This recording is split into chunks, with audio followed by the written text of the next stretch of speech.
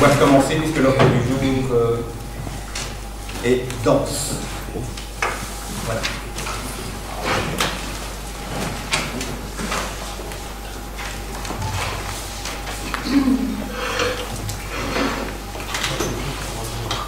Nous devons tout d'abord excuser Valérie Clarinval, le président du CPAS, qui est souffrant, qui a assisté au collège tout à l'heure, mais qui entre-temps ne se trouve pas bien, et donc malheureusement ne pourra pas assister au conseil communal ce soir, et il demande de l'excuser.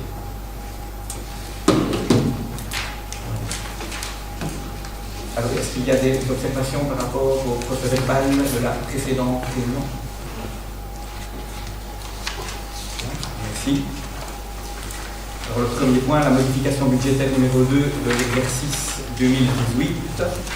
C'est une modification de l'approbation de la tutelle. C'est simplement pour information, la tutelle qui accepte les modifications budgétaires 2018 avec quelques petites observations mineures. Et donc, il s'agit d'en prendre acte. Est-ce que nous sommes d'accord?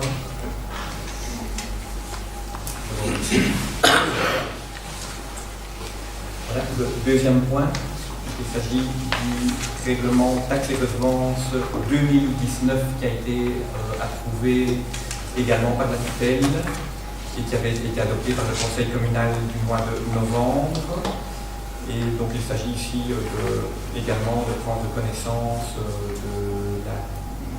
de l'avis de la tutelle, avec quelques petites observations également transmises par la tutelle. Je pense que ça ne va pas poser de problème.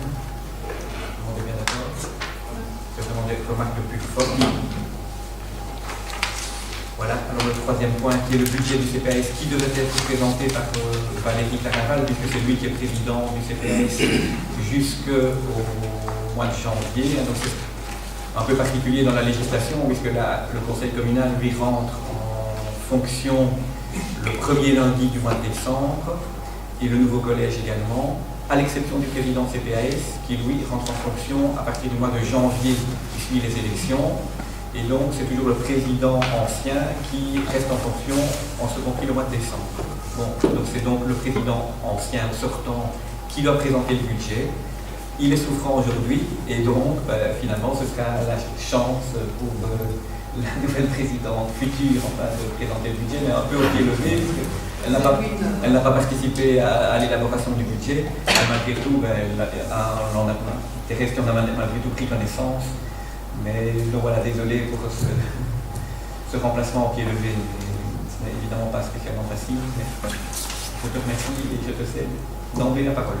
Voilà, donc je dois vraiment excuser Valérie Clarinval qui m'a appelé il y a une heure avec la maladie vraiment. Donc la commission maladie qui peut arriver à n'importe quel moment, et voilà, la femme ne sera vraiment pas assez placée pour le moment. Néanmoins, il m'a remis une note, la note qu'il voulait justement lire aujourd'hui en tant que président de CPAS. Donc si vous m'autorisez à lire sa note, et la directrice générale est là pour répondre aux questions. Madame Mailly, vous pouvez la lire en tant que conseillère communale, bien sûr, peut-être pas encore en tant que président de CPAS, parce que vous serez quand vous aurez fait début janvier, mais c'est tout à votre honneur de le faire maintenant. Voilà, et en tant que président pressenti, il n'y a aucun problème, Oui, bien sûr, mais ce n'est pas une objection, c'est simplement dire que c'est une bonne chose pour Mme Mailly de le faire au pied levé, et c'est très bien. Tout à fait. Tout en sachant que la déclaration politique générale se fera au mois de janvier, donc le 22 janvier, lors du prochain conseil communal. Donc vous entendrez les grandes lignes directrices de la politique générale vraiment du CPAS pour le 2019 par moi-même, mais le 22 janvier au conseil communal. Alors en tout cas par rapport au budget, ce que l'on peut vous dire, c'est un budget donc, qui a d'abord été approuvé par le conseil CPAS au mois de décembre, et donc il doit être approuvé aujourd'hui par le conseil communal. C'est un budget bien sûr très prudent, de début de législature et de transition, et donc sans nouveaux projets, avec des projets qui sont déjà en route et qui vont continuer. Au niveau des dépenses, il y a deux points très importants. Le premier point, c'est d'abord l'augmentation des frais de personnel, puisqu'il y a l'engagement d'un ETP assistance sociale qui augmente les dépenses, mais qui est compensé en grande partie par le subside manuel. Cette augmentation est due d'une part donc, par l'indexation des salaires et surtout d'autre part par l'augmentation des chèques barémiques d'un employé à temps plein de B1 à B2. Donc ça, c'est l'augmentation des frais de personnel. Et le deuxième point au niveau des dépenses, qui est aussi un point important, c'est donc le remboursement des emprunts liés à l'achat du logement Belgus, qui sont donc sur la place Avelin, puisque là, il y a des travaux donc, qui vont être réalisés. Et aussi, un autre problème, ce sont les travaux de rénovation des pavillons de Chambly qui sont en train d'être restaurés, mais pas complètement finis. Et donc là, il y a des remboursements d'emprunts qui continuent. Ça, c'est les deux points de dépenses. Au niveau des recettes, là, il y a une diminution pour laquelle on ne sait rien faire, donc assez important de l'intervention de l'autorité supérieure pour la commission de suspension de fourniture d'énergie et d'eau par rapport à 2018. Il s'agit en fait ici du montant précis et correct reçu pour 2019, alors qu'en 2018, ce montant n'était pas connu et il avait été donc surestimé dans le budget 2018. Il y a aussi une diminution de 10 000 € de location du patrimoine privé. Donc en fait, il n'y a pas encore de location pour les logements Belgus, qui ne sont pas terminés. Donc normalement, les travaux doivent être terminés en 2018, on va les continuer en 2019. Et donc, on n'a pas encore mis de recettes par rapport à ces logements. Et au niveau des recettes, il y a un bonus présumé de 22 000 € qui est injecté donc, dans le budget 2019. Alors, ces différents éléments, vraiment, entraînent un déficit en hausse du budget du CPS par rapport à 2018 et il se chiffre donc à 534 717,48 €. Comme la gestion des dernières années a permis de dégager un certain bonus, on va donc utiliser, et c'est logique, on va utiliser le fonds de réserve ordinaire pour compenser l'augmentation du déficit. C'est pourquoi donc 50 000 € vont être prélevés sur ce fonds de réserve afin de limiter l'impact de cette hausse sur les finances communales. Et donc, l'intervention communale demandée est donc de 484 000 €, 717,48 pour l'année 2019, soit une augmentation de plus ou moins 10 000 € par rapport à l'année dernière. Voilà, donc ça c'est vraiment les grands points de ce budget 2019. Et je vous l'ai dit, par rapport au projet, par rapport à la ligne de conduite que le CPS va avoir, je voudrais bien que, quand je serai vraiment président de CPS, on va discuter. Moi j'ai une remarque par rapport à ça, c'est pas sur le fond, bien évidemment, c'est par rapport à l'engagement du Manivelle qui a été effectué il y a quelques semaines, qui avait été affecté par le projet CPS uniquement, et on avait stipulé qu'il devait y avoir des nouvelles choses, que ça ne devait pas être un travail de remplacement de ce qui se passait au CPS actuellement. Donc, moi, ce qui m'étonne un petit peu, c'est que est-ce qu'on a prévu des choses nouvelles? On avait parlé d'une épicerie sociale, etc. Donc, moi, c'est simplement une remarque qu'on soit bien attentif à ce que cet engagement supplémentaire permette d'avoir des nouvelles actions par rapport au CPS. Voilà, et si on pouvait peut-être acter ça par rapport à ma remarque, c'est juste une remarque pour qu'on soit attentif, en tout cas, qu'on vienne partir l'année prochaine. Qu'est-ce que le Manivelle a apporté? Tout à fait. Voilà. Il y aura notamment le plan de cohésion sociale, donc il est en train de rédiger justement les 5 prochaines années du plan de cohésion sociale. Mais qui est déjà en cours depuis quelques nombreuses années avec une personne, mais voilà, moi c'est... Oui, mais qui va continuer pendant 5 ans avec des nouveaux projets, dont notamment ce que tu viens de dire, l'épicerie sociale. Donc ça va vraiment se faire. C'est une remarque constructive pour comprendre. Parfait. D'autres observations?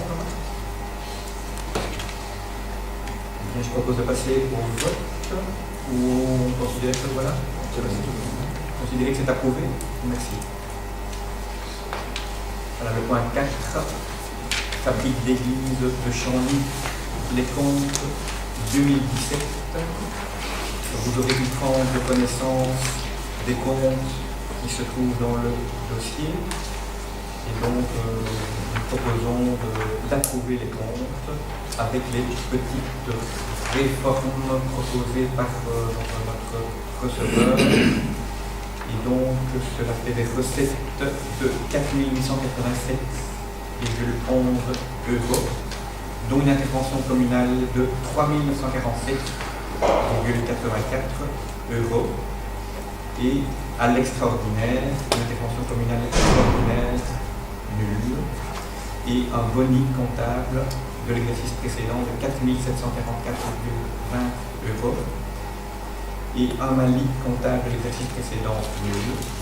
Voilà. Est-ce que l'on peut approuver les comptes tels quels? Je vous remercie. Le point 5 s'applique d'église de Chambly. Là, c'est le budget 2019.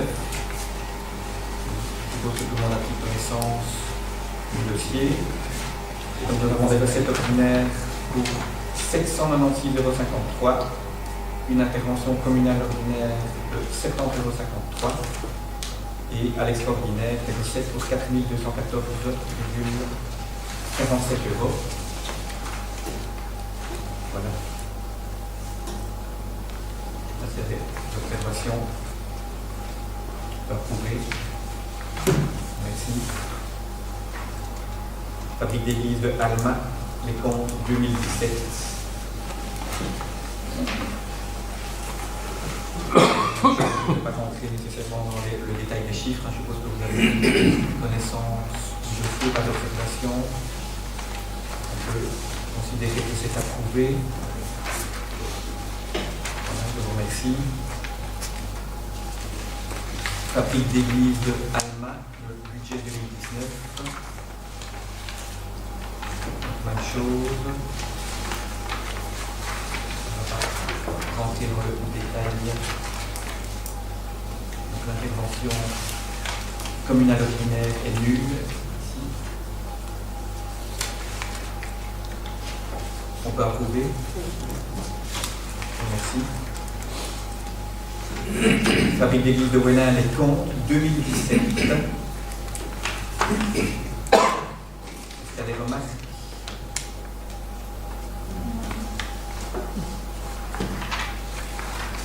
Voilà, on peut approuver. Merci. Voilà, cette fois le budget 2019 de la fabrique d'église de Wellin. Connaissance également du chiffre. On peut l'approuver avec une intervention communale de 18 251 €. Je vous remercie. Donc voilà pour la fabrique d'église. On a le point 10, donc c'est la taxe sur les exploitations de carrière. Donc c'est la compensation. Puisque vous savez que la région wallonne, depuis 2 ans, dispense les carrières de la taxe communale sur l'exploitation des carrières en compensation, en contrepartie du fait de la taxe sur les camions. Puisque évidemment les carriers doivent faire face à des charges supplémentaires suite à l'instauration de cette taxe par la région wallonne, taxe sur les camions. Et donc les lobbies des carriers ont négocié finalement la dispense de paiement de cette taxe communale. Et donc pour évidemment ne pas pénaliser les communes, c'est la région wallonne qui prend en charge le montant de cette charge, de cette taxe plutôt, qui est de 80 000 €. Donc pour la commune de Wellin, c'était évidemment important pour l'équilibre des finances. Et la région wallonne va donc verser 80 000 € à la commune de Wellin en lieu et place de la carrière du Fond des Vaux. Et donc il s'agit donc de voter cette compensation. Je suppose que tout le monde sera d'accord avec celle-ci. Pas de problème. Je vous remercie. Alors le point suivant, qui est un petit peu en lien avec le précédent, puisqu'il s'agit ici de voter une taxe complémentaire à celle que l'on vient de voter, mais qui, elle, sera bien à charge de la carrière du Fond des Vaux. Puisqu'évidemment, cette compensation n'empêche pas la commune, ou les communes plus exactement, de lever une taxe complémentaire. Et nous vous proposons de lever une nouvelle taxe ici à charge de la carrière du Fond des Vaux de 20 000 €. Vous savez que le budget, on va le voir après, est compliqué, difficile à équilibrer. Donc voilà, on va prendre là où on estime que c'est le plus opportun. Et donc nous vous proposons de lever cette taxe à 20 000 €. Est-ce que tout le monde est d'accord? On passe au vote. Oui, on est d'accord. Mais moi, je l'ai déjà signalé précédemment, j'ai toujours de voter une taxe avant le budget. C'est toujours mieux de voter le budget pour les taxes. Donc là, c'est pas grave, parce qu'on va le passer maintenant. Moi j'avais 2 petites questions. Pourquoi 20 000 euros et à quoi seront affectés ces 20 000 euros? Est-ce qu'il y a quelque chose? Est-ce que on pense les caisses? D'accord. Oui, donc c'est pour employer les caisses, ce sera dans le budget général, donc ça c'est clair. Ce n'est pas affecté à un projet en particulier, donc c'est effectivement pour équilibrer le budget. Première chose. Donc oui, les taxes avant le budget, oui, ça je veux dire que c'est voilà. C'est vrai qu'ils sont de la technique habituelle. Je l'ai bien remarqué, même quand j'étais dans le... Voilà, depuis que tu es toujours, tu connais l'histoire, c'est ça, tout le niveau de pouvoir, c'est pareil. Donc pour répondre à la question, effectivement, ce n'est pas affecté à un projet particulier. Alors pourquoi 20 000? Parce que nous sommes partis, nous avons vu que le chiffre d'affaires de la carrière du Fonds Dévot évolue favorablement. Et donc voilà, on s'est basé sur, on a essayé de trouver un critère objectif, même si ce n'est pas nécessairement dans la motivation formelle, c'est pas nécessairement comme ça. Je veux dire, finalement, on a la possibilité de lever un montant sans avoir à justifier nécessairement notre mode de calcul. Mais voilà, en interne, un compromis. Voilà. Est-ce que vous comptez la laisser actuellement de prime abord, oui. Voilà. Maintenant, que nous réserve l'avenir, nul ne sait dire. Mais de prime abord, oui. Et alors, il faut savoir également, pour être complet, que nous avons rencontré le directeur du site de la carrière du Fonds Dévot et que nous l'avons informé de notre souhait de passer cette taxe de vote au conseil communal de ce soir, parce qu'il est important pour nous de conserver des bonnes relations avec cet interlocuteur important en matière économique, c'est la commune, un employeur important, et donc il ne s'agit pas non plus de faire la guerre avec lui, ce n'est pas du tout le but évidemment. Mais voilà, il a bien pris acte et il va répercuter évidemment à son conseil d'administration, mais je pense qu'il l'entend bien, il entend bien que la situation, on va le voir après, que la commune n'est pas nécessairement très très facile, et donc voilà, mais c'est qu'à le dire, bien à l'équipe. Voilà. On peut voter ces taxes. Tout le monde est d'accord? Je vous remercie. Alors le point 12, c'est le budget communal. Je propose peut-être de passer ce point quand le problème technique sera résolu, donc on attend Émilie qui va arriver d'une minute à l'autre. Oui. Quelques problèmes techniques cette semaine, monsieur le président. Oh, mais il n'y en a pas d'autres. On est là pour les résoudre. Alors le point 13. Donc c'est une non-valeur sur un suivi extraordinaire extension du sport. Là, je vais céder la parole à Annick, à l'échine des sports. Oui, donc pour l'extension du hall des sports, on a reçu une subvention de la région Wallonne qui s'élève à 1 36 000 €. Et donc au budget, ça avait été prévu en subvention. Or, la région Wallonne n'a pas versé l'argent sous forme de subvention, mais sous forme d'un emprunt au CRAC. Et donc ici, c'est simplement une modification d'article budgétaire, donc le montant est le même, c'est le processus qui est différent pour le remboursement de la subvention. Donc c'est simplement une modification d'écriture comptable pour une modification d'article budgétaire. Problème, je suppose. Merci. Le point 14, non-valeur sur un emprunt, toiture église de Solière, et point 14, ah, ça c'était bon. Ok. Donc il s'agit ici d'une non-valeur simplement sur un emprunt pour non-emploi, puisque simplement on n'a pas utilisé l'intégralité de l'emprunt, puisque ça a coûté moins cher que la prévision. Voilà, tout simplement. Et donc il faut la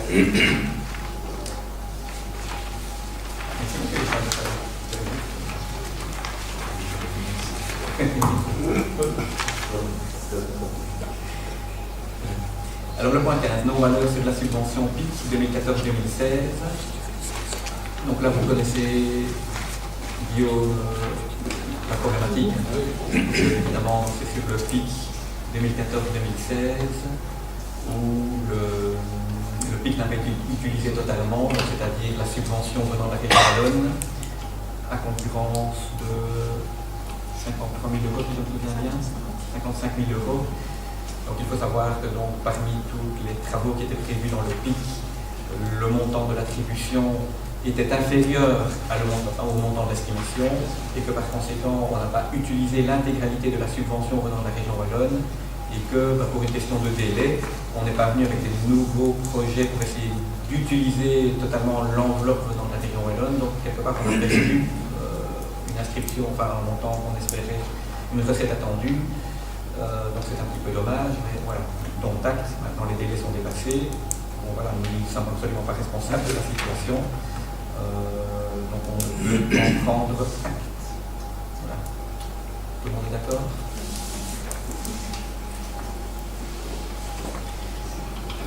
Point 16, constitution d'un fonds de caisse permanent pour l'Office de tourisme. Annick.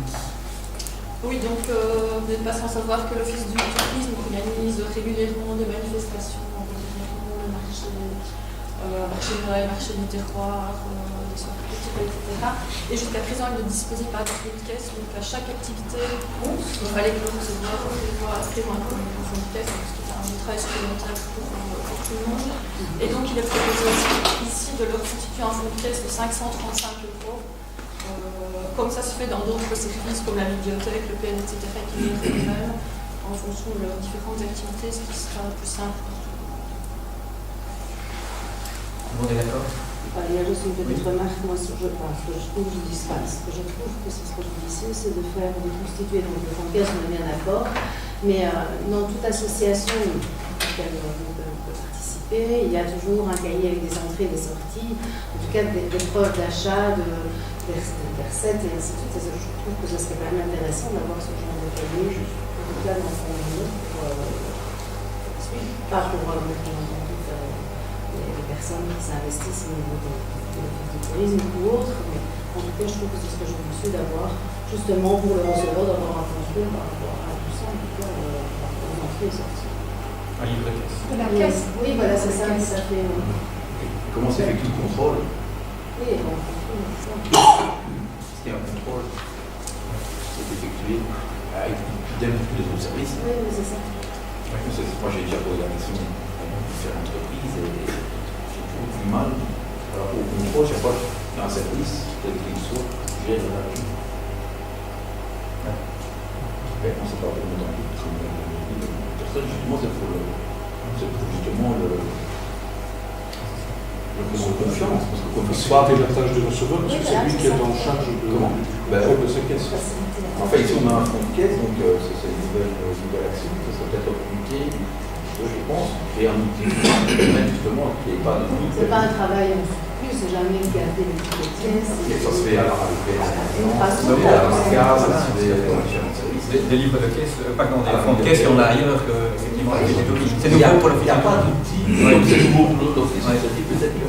Vous n'avez jamais eu des livres de caisse avant? Ça n'a jamais existé? Moi, j'ai déjà posé la question plusieurs reprises. Parce que c'est une obligation. moi, je serais une personne de la commune qui gérait l'argent. C'est assez malsain qu'on puisse le faire. Voilà. Oui, c'est pas Moi, lié. je pense que c'est un outil qui peut être. Qui peut rendre confiance en gérer de l'argent. Voilà notre remarque. Alors, miracle. Moi, j'en ai là. En fait, je ne sais pas si c'était pas mon chez moi, mais tu vois, regarde, en fait, quand tu ne sais pas comment faire fonctionner une présente, et tu câbles. Ça va? C'est bien. De rien. Une bonne soirée?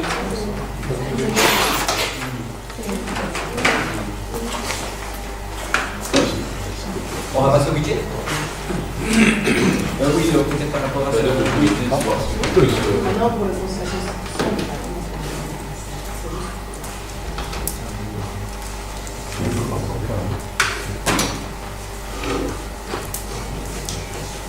Mais bon, la remarque est intéressante. On peut peut-être demander son avis au receveur, justement, qui est chargé de contrôler cette caisse.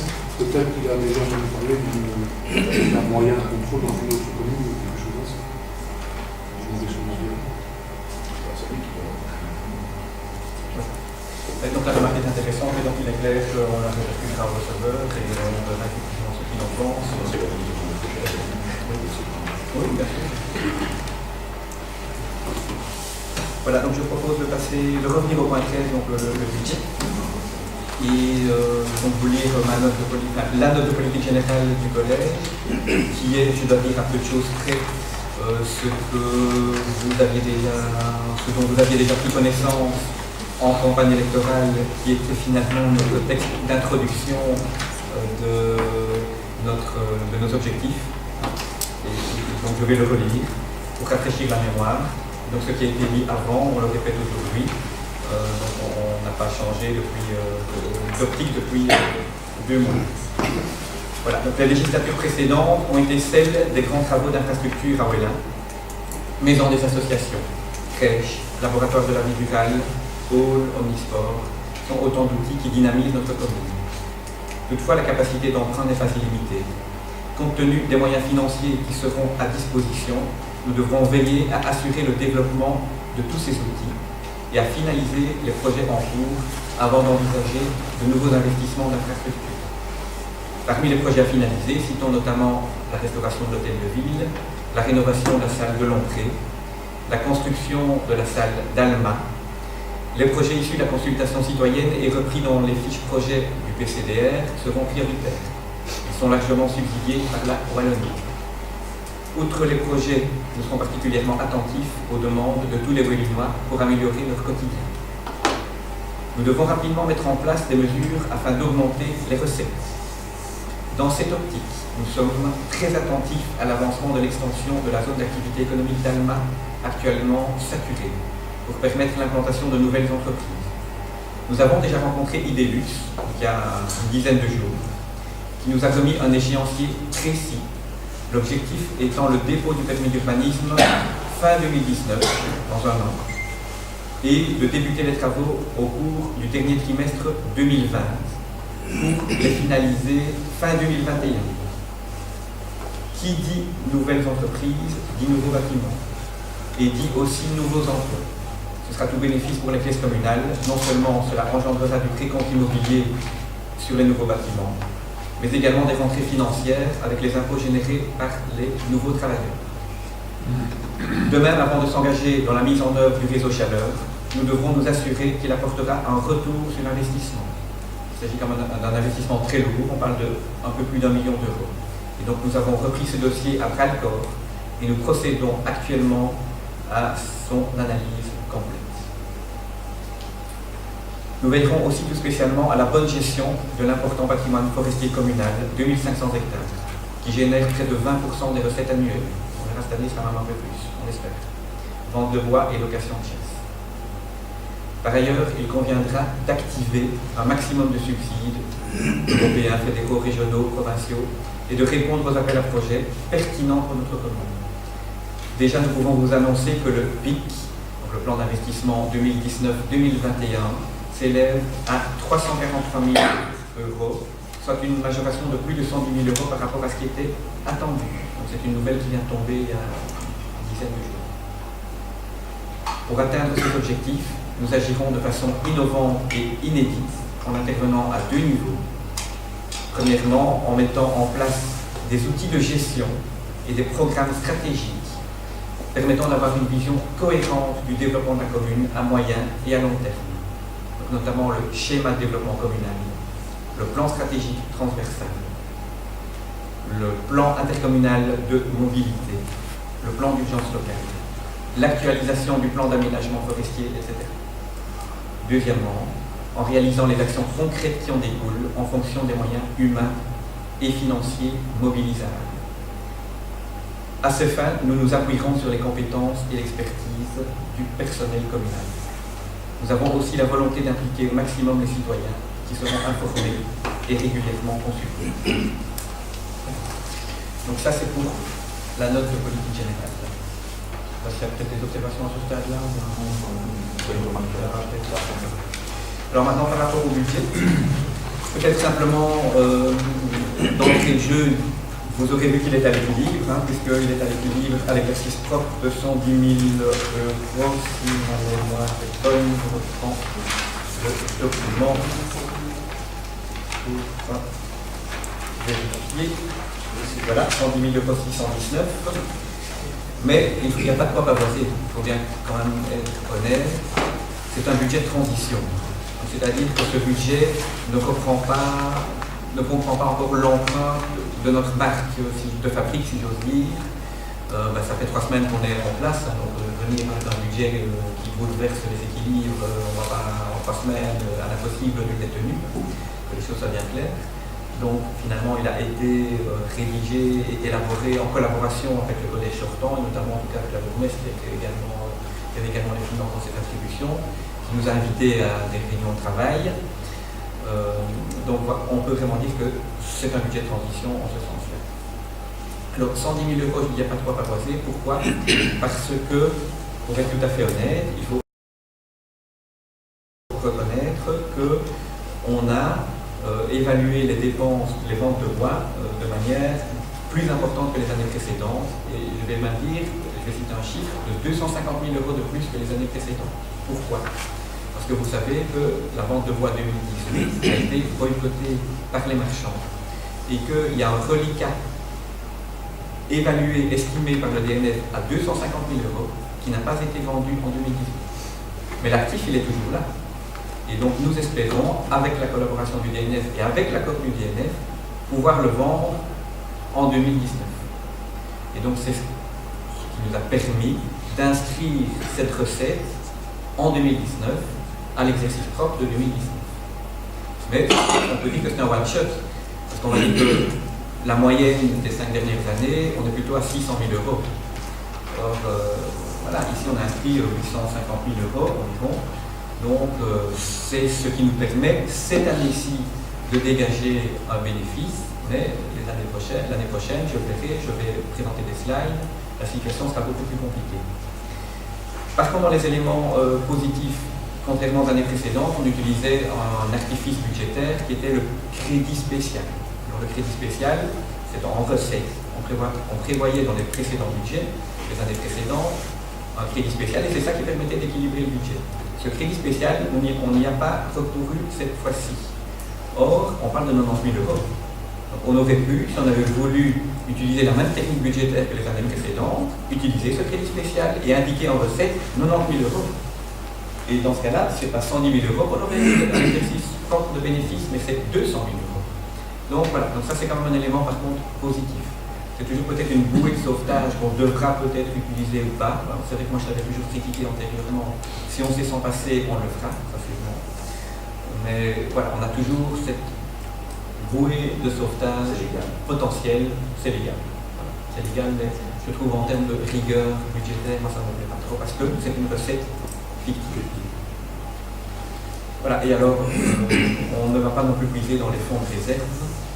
Ça c'était quand même également une bonne nouvelle, alors que les années précédentes, souvent on allait puiser dans les fonds de réserve. Donc on a quand même toujours cette bouée de sauvetage là également pour éventuellement pouvoir équilibrer le budget à l'avenir. Mais les fonds de réserve, ça veut dire qu'on va puiser dans nos économies. Et donc ça a une limite, parce qu'on va voir que ces économies, elles font comme des soleil, sans présenter les slides.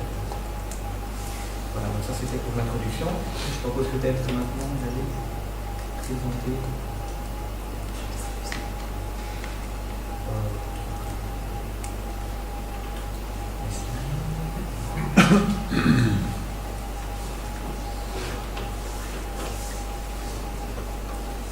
Tout d'abord, je tiens à remercier le receveur parce que c'est lui qui a élaboré, qui a participé grandement à l'élaboration de ce document.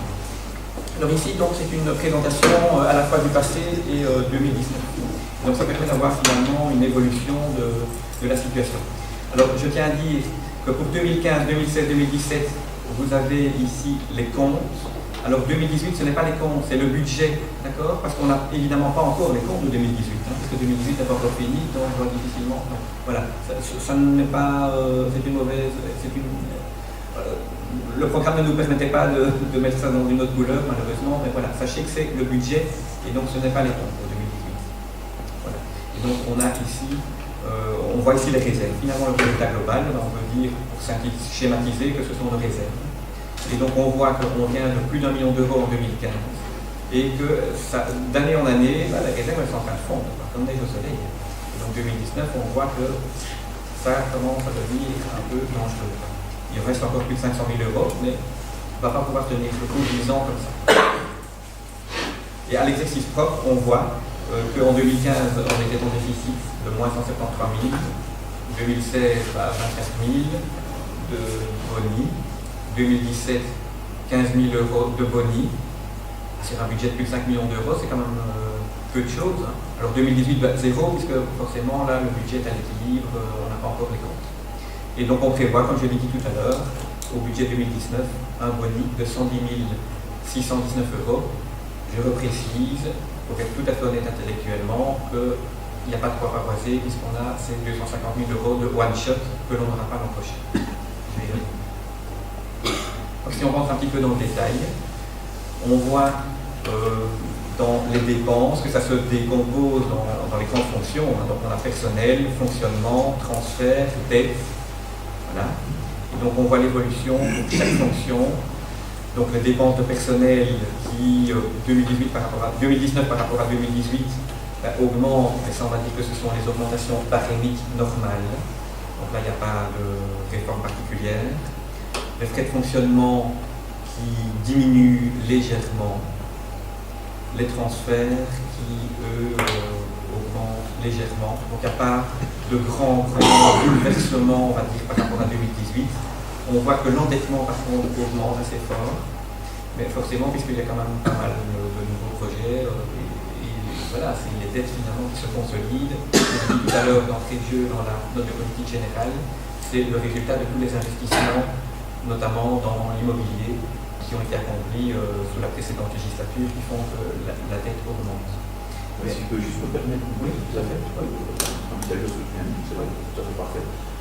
Je rappelle tout de même que durant la dernière législature, on a finalisé pratiquement l'entièreté des dossiers.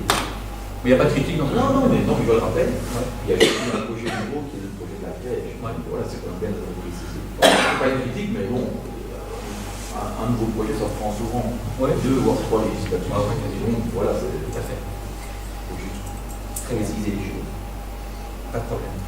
Et pour être tout à fait honnête aussi, mais ça j'y reviendrai peut-être tout à l'heure, on voit que l'endettement prévu de 812 000 euros, ce n'est pas l'endettement total de la commune, parce que là-dedans il y a également les prêts crack. Alors comptablement c'est effectivement une dette, mais ça correspond également à une recette. Et donc ça s'équilibre, ça je vais y venir tout à l'heure. On verra le détail après. Alors, dans les recettes, donc là aussi, il y a plusieurs types de recettes. Il y a les prestations, donc une vente de bois, etc. Les transferts, et là aussi la dette. Et donc on voit qu'il n'y a pas énormément d'évolution énorme non plus, il n'y a pas de grands changements par rapport aux années précédentes. On va venir dans le détail après, un peu plus loin. Voilà, donc ici on est dans les dépenses de personnel. Donc on voit les dépenses, mais ici on est vraiment le personnel. Donc c'est les chiffres ici, on a la dernière ligne que vous avez vu déjà tout à l'heure, et on a les détails ici. Donc ce qui est non subsidié, ce qui est subsidié, etc.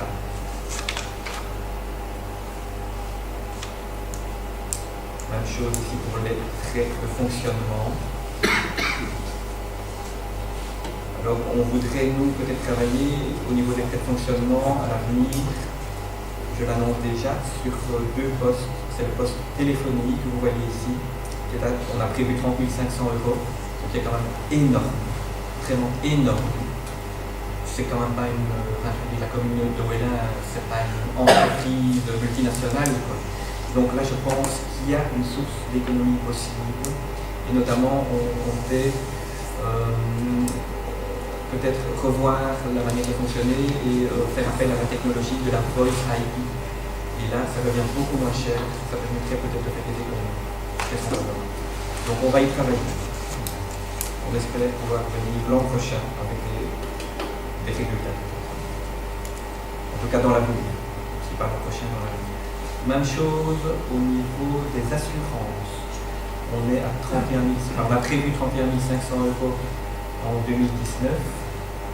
Mais là, je pense qu'il faudra relancer le marché et voilà, espérer peut-être avoir des meilleurs prix que ceux qui sont pratiqués actuellement où on travaille avec les caisses. Voilà, les Assurance, c'est ça? Assurance.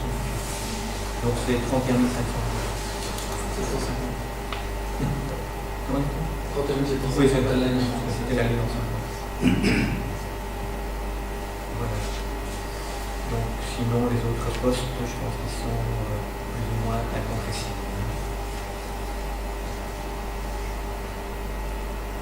Voilà, alors dans les dépenses de transfert, ça c'est vraiment les services tiers, sur lesquels on n'a pas vraiment pris, ce sont des montants qui nous sont imposés. Il y a le CPAS évidemment, où on voit l'évolution depuis quelques années, c'est relativement stable, avec une légère augmentation pour 2019, mais bon voilà, il faut savoir qu'en 2019 il y a quand même des investissements prévus qui n'avaient jamais eu cours auparavant, Thérèse l'a dit tout à l'heure, que ce soit au niveau du logement Belfus, et les pavillons de Chandy.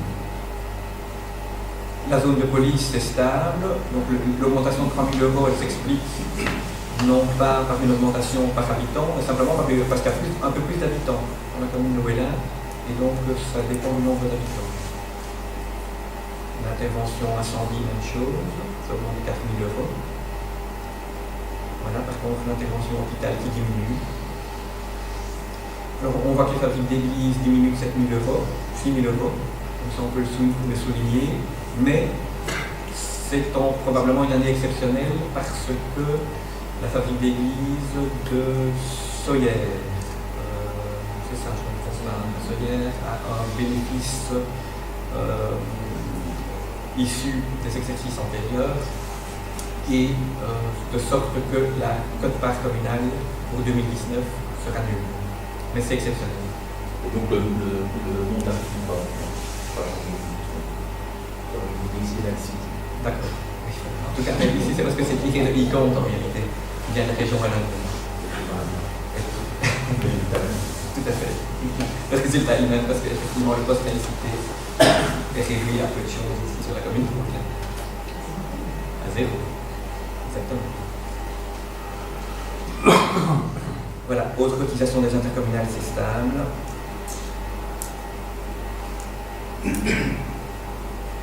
Alors, dans les dépenses de dette, c'est ce que je disais tout à l'heure, donc les 812 000 €, en réalité, la dette, c'est 630 000 €. Et on a 181 000 € qui est une part emprunt, mais qui correspond, on a ce même montant qui correspond à une recette. Donc, c'est une entrée et une sortie. Ça pose simplement des petits problèmes de trésorerie parce que le jour où on va rembourser ce montant-là, le receveur il doit avoir ce montant-là sur le compte et il est remboursé le lendemain par la région wallonne. Et en attendant, pendant un jour, on doit le préfinancer. Voilà, alors au niveau des recettes de prestations, donc voilà notre fameuse recette de bois. Vous voyez qu'on était à 600 000, ici 450, 635.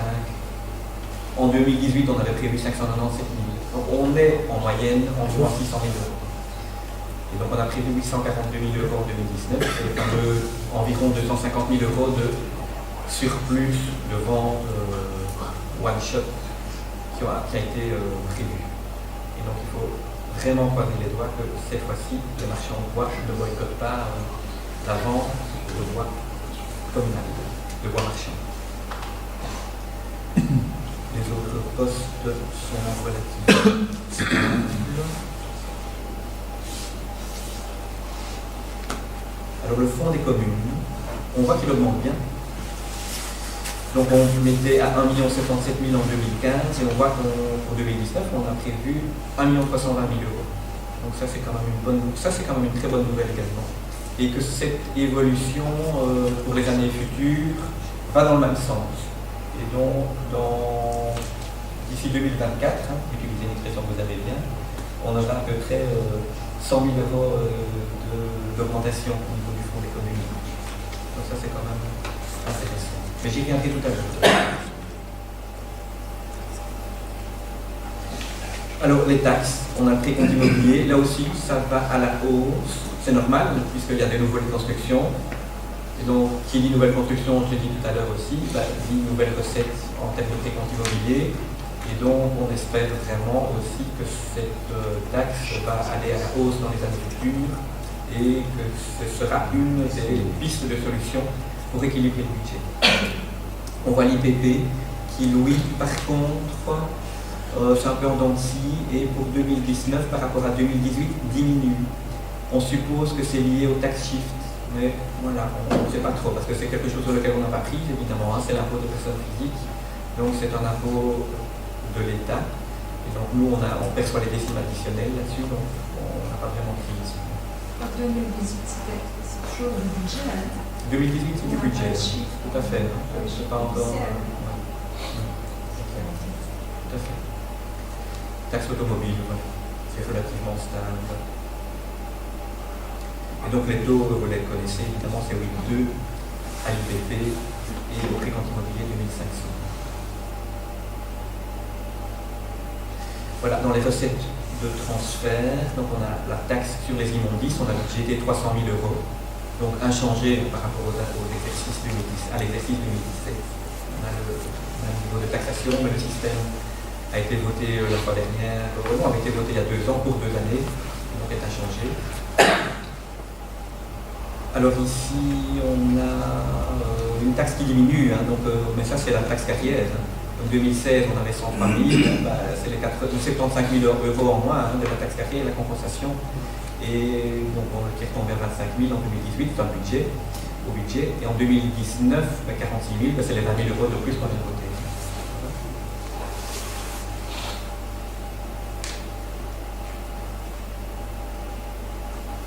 Voilà, dans les recettes de transfert, ah oui, on voit que les points APE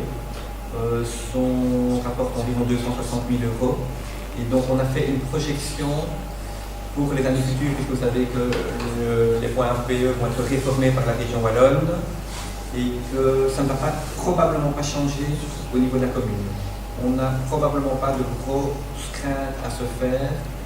La seule différence, d'après les informations dont on dispose, hein, avec toutes les réserves qui s'imposent, serait qu'on ne pourrait peut-être plus percevoir les points qui nous sont cédés, les 8 points qui nous sont cédés par le CPAS, à vérifier. Mais si c'est le cas, il y aura probablement un transfert de personnel à avoir de la commune vers le CPAS. Peut-être certains projets devraient peut-être être plutôt portés par le CPAS plutôt par la commune ou autre, mais on trouvera des solutions. Quoi qu'il en soit, ça ne devrait pas nous pénaliser.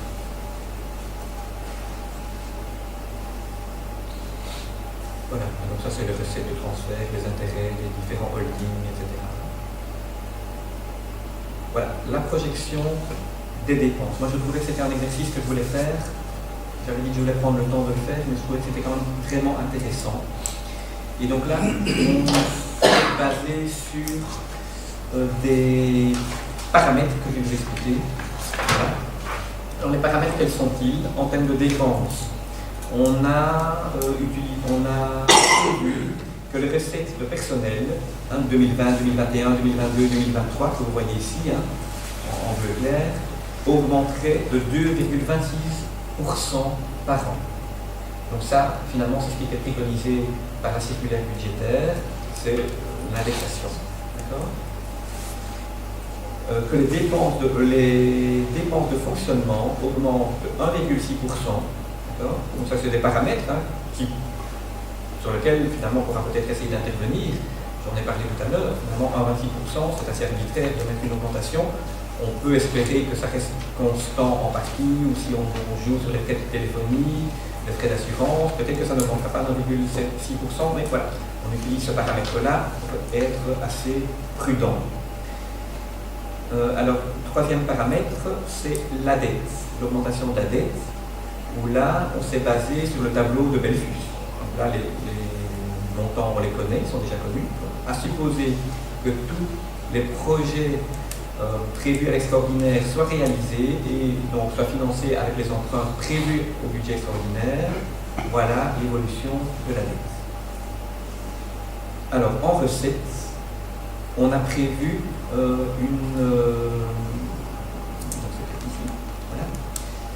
on a prévu pour les ventes de bois 600 000 €. D'accord ? On n'a pas prévu évidemment 840 000 € pour les années futures, on a prévu 800 000 €.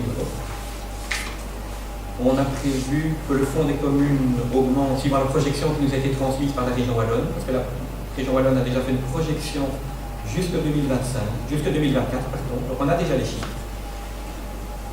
Et on a également intégré pour le précompte et les autres recettes, une augmentation de 1,6%.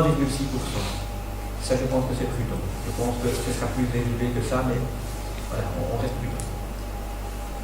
Et donc, c'est finalement ça qui est intéressant.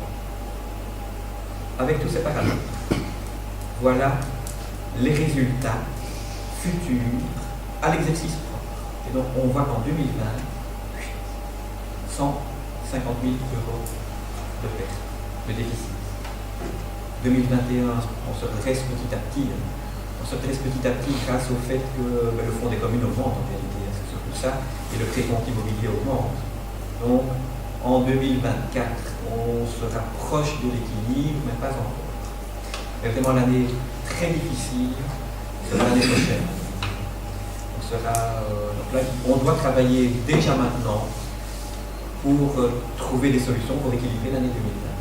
Oui, et donc, attention, ça c'est à supposer qu'il n'y ait aucun nouveau projet. Or, on peut quand même espérer et souhaiter qu'il y ait évidemment des nouveaux projets, notamment pour aller vers la transition énergétique, etc. Il faudra mettre en place évidemment des projets. Mais là, vous voyez que les marges, on ne les a pas. Si on ne prend pas des actions, on n'aura aucune marge de manœuvre avec la situation telle qu'elle est aujourd'hui dans nos vies. Et donc ça c'est la vérité des chiffres. Alors en sachant qu'on était prudent dans les paramètres, mais voilà, donc il faut quand même être conscient de la situation. Voilà pour la présentation. Les questions, les observations. Une petite commentaire à la suite de l'extraordinaire. L'exercice ordinaire et extraordinaire. On comprend bien sur l'explication. On comprend bien que je vais l'expliquer à la fin. Donc, il faut pas que cette année-ci elle est difficile, l'année prochaine elle sera difficile. Maintenant, je pense qu'il ne faut pas non plus se lamenter, il faut surtout se les manches. Il faut trouver des outils, des pistes pour arriver à ne pas être dans le rouge. Donc, effectivement, on est bien conscient que l'exercice n'est pas simple. Mais pour rentrer, il faut travailler ensemble. Donc, on réfléchit déjà évidemment des pistes. Comment? On réfléchit déjà. Donc, c'est vrai que tout le monde a eu la même préparatoire, donc on participe par rapport à ça, mais je pense que le budget 2019 est dans la continuité du budget 2018, donc voilà, on fait un supplémentaire à la fin de ça, une explication que je viens de donner, on en est bien conscient. Parfait. Alors, par rapport à l'extraordinaire, présentation. Voilà. Donc je souhaitais que cette année, chaque échevin responsable dans ces matières, qui sourit, voilà, je le disais chaque fois aussi, j'étais allé voir mes interventions. Non, ça j'avais retenu. Ah, t'avais retenu. Et donc on souhaite que vraiment chaque échevin présente ses projets, parce que voilà, on est un collège. Donc tout le monde doit être associé à l'élaboration de ce budget, tout le monde doit être impliqué et responsabilisé. Et donc je vais d'abord céder la parole à l'échevin et bravo. Oui, bon ben, ok, on va reprendre chacun ses projets, mais ici c'est surtout une continuité. Donc le gros morceau sera l'hôtel de ville en fait. Donc nous avons eu la phase restauration de façade qui n'est pas encore terminée apparemment, parce que bon, il faut savoir que dans la tour, donc côté poste, il y aura un ascenseur et la façade de la tour, côté sud, n'a pas été hydrofugée. Donc là, ce sera un travail supplémentaire. Qui plus est, lors de la dernière réunion, on discutait avec un ingénieur en stabilité qui a dit qu'il serait bien de stabiliser et de solidariser les murs porteurs et parements. Donc il y aura une solution qui sera adaptée, qui sera un coulis à faire à appliquer entre les deux murs, de manière que maintenant on a une solution 100% client. Donc ceci aura un coût, donc ce sera 45 000 €. Donc pour ce qui est de l'hydrofuger la tour et mettre le coulis dans les deux murs. Alors maintenant il reste la partie aménagée intérieure. Donc il faut savoir que 4 lots sur 6 ont été attribués, il reste 2 lots à attribuer pour l'instant. Et c'était répercuté au budget au niveau de 940 000 €. Enfin 204,07 €. Donc ça c'est ce qui concerne l'hôtel de ville. Des questions? Donc, par rapport donc, aux façades, on en a quel niveau? Tout a été hydrofugé. En principe, il y avait une petite finition à faire sur les murs, enfin au niveau couverture, au niveau des zincs, pavillon. Mais maintenant, on peut retirer normalement après les fêtes l'échafaudage. Voilà. Pour hydrofuger la tour, on profitera d'un autre échafaudage qui sera installé pour placer les châssis. On sera fait au même moment, pour essayer d'éviter de nouveau le frais d'échafaudage. On aurait espéré pouvoir les enlever avant les fêtes, mais là, vu les conditions météo et tout ça, on n'a pas pu le faire. En principe, début janvier, ils seront enlevés. En tout cas, comme l'a dit Thierry, c'est important vraiment de dire, c'est dès le moment où on adresse le courrier à l'entreprise d'enlever ces échafaudages, qu'elle les enlève ou qu'elle ne les enlève pas, on ne doit plus payer. Voilà. Donc, c'est quand même ça qui est important pour nous. Peut-être qu'il faut savoir qu'on est entre les fêtes, c'est une période où il y a du bouge. Maintenant, au niveau du service voirie. Donc, il faut savoir, comme dans le budget souvenir, on aura la rampe de l'étang Soyer, donc c'est la petite barrière qui protège le long du chemin. Bon, apparemment, d'après ce que j'en ai appris, elle a été abîmée par un accident, je ne sais pas, donc on ne connaît pas l'auteur, donc il faut le faire auprès de la commune. C'est un budget de 4 000 €. Alors on a le petit pont Sogouba, ça, vous connaissez l'auteur du problème, c'est un camion. Maintenant, on a planifié 25 000 € en fonds propres, parce qu'on ne connaissait pas encore le montant que le suivant ça allait rembourser. Vous connaissez aussi, Oui. Alors au niveau entretien voirie, on a prévu 400 000 €. Ça, ce sera pour en fait remettre en état les routes qui vont de Molinchamp vers la route de Marguillet vers le Conteneur et l'ancienne route de Lompré, la vieille route de Lompré, donc de la Fontaine des Dames. Pas la partie entre les conteneurs et le premier carrefour, mais seulement la descente sur Lompré, elle doit être faite parce que là il y a le réseau électrique qui va passer, on va faire des signalisations, donc la voirie soit en bon état. Donc on a planifié 400 000 € pour ça. Alors, par rapport à ça, on avait fait des visites on n'avait pas signalé qu'il y avait juste un marquage au sol qui avait été... oui, mais il faut détériorer au niveau... Ah oui, mais on l'avait souligné, je sais bien que lors des réunions... Maintenant, il faut savoir que le marquage, il est fait... Charroi agricole qui passe régulièrement... Il doit tenir 5 ans, le marquage. Ah oui. Donc si on doit faire le développement dans les 5 ans, ça risque de poser un problème. Ben oui, c'est ça, on s'est posé la question, franchement, de dire... Alors on met le réseau dans l'état actuel, puis on met le marquage dessus, et puis... Donc ça c'est 400 000 €. Ah bah oui, oui, Oui, c'est Mais bon, Et il ne faudra pas faire le coffre, là, c'est quand même un gros charroi... peut-être au niveau d'un avec certain la décharge. il y a un endroit où il faut s'en rendre compte. Et 400 000, c'est suffisant pour faire... C'est une estimation faite par le service des travaux. C'est vrai, ce sont des estimations. Ah oui, non, je sais bien comment Mais ça de va. toute façon, à un moment donné, voilà, on a notre enveloppe et on n'ira pas. Ouais. Voilà. Si à un moment donné, on ne sait pas tout faire, on ne fera pas tout.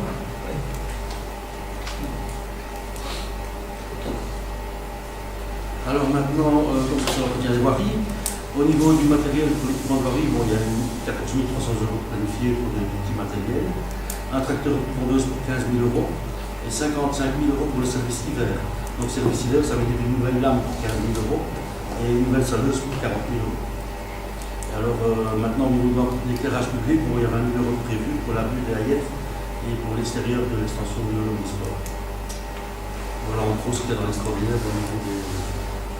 Au niveau équipement, voirie pour 14 300, c'est plus ou moins ce qui avait été demandé pour ça, c'est pas vrai.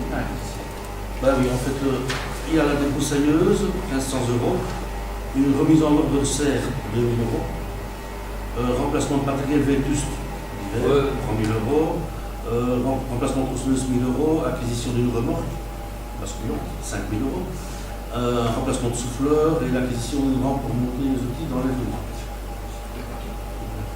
Voilà.